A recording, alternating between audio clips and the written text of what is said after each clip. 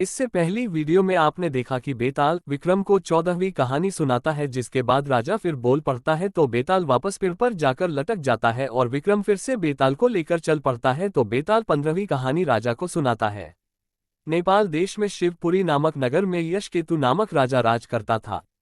उसके चंद्रप्रभा नाम की रानी और शशि प्रभा नाम की लड़की थी।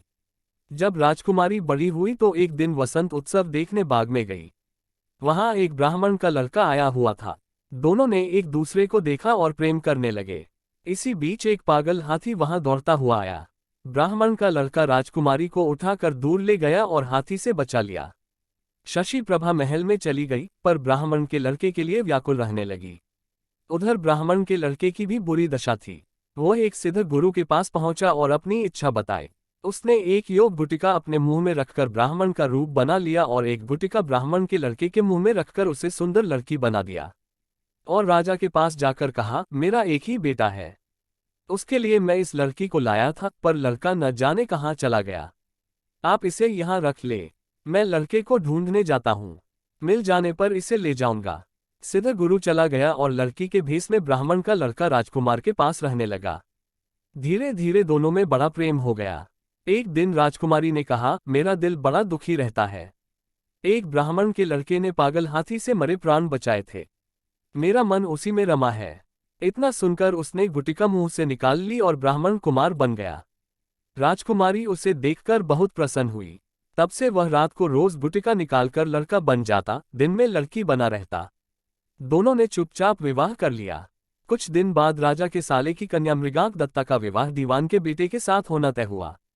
राजकुमारी अपने कन्या रूपधारी ब्राह्मण कुमार के साथ वहां गई। संयोग से दीवान का पुत्र उस बनावटी कन्या पर रीझ गया। विवाह होने पर वह मृगांक दत्ता को घर तो ले गया, लेकिन उसका हृदय उस कन्या के लिए व्याकुल रहने लगा। उसकी ये दशा देखकर दीवान बहुत हैरान हुआ। उसने राजा को समाचार भेजा। राजा आया। उसके सामने सवाल था कि धरोहर के रूप में रखी हुई कन्या को वह कैसे दे दे। दूसरी ओर यह मुश्किल की न दे तो दीवान का लड़का मर जाएगा। बहुत सोच विचार के बाद राजा ने दोनों का विवाह कर दिया।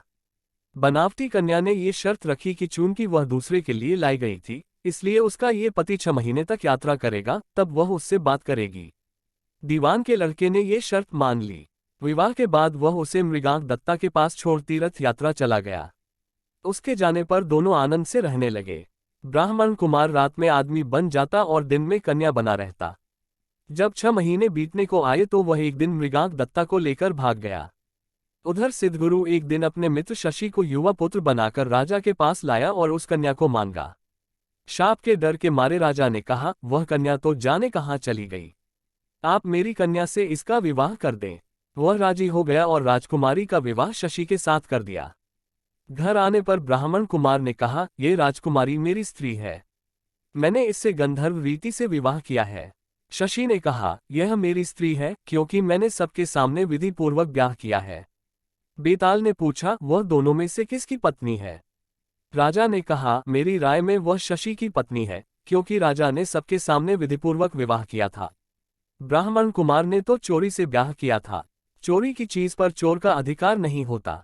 इतना सुनना था कि बेताल गायब हो गया और राजा को जाकर फिर उसे लाना पड़ा। रास्ते में बेताल ने फिर 16वीं कहानी सुनाई। इससे आगे की कहानी की वीडियो का लिंक आपको डिस्क्रिप्शन में मिल जाएगा। अगर ये कहानी आपको अच्छी लगी हो तो लाइक करें और चैनल को सब्सक्राइब करें।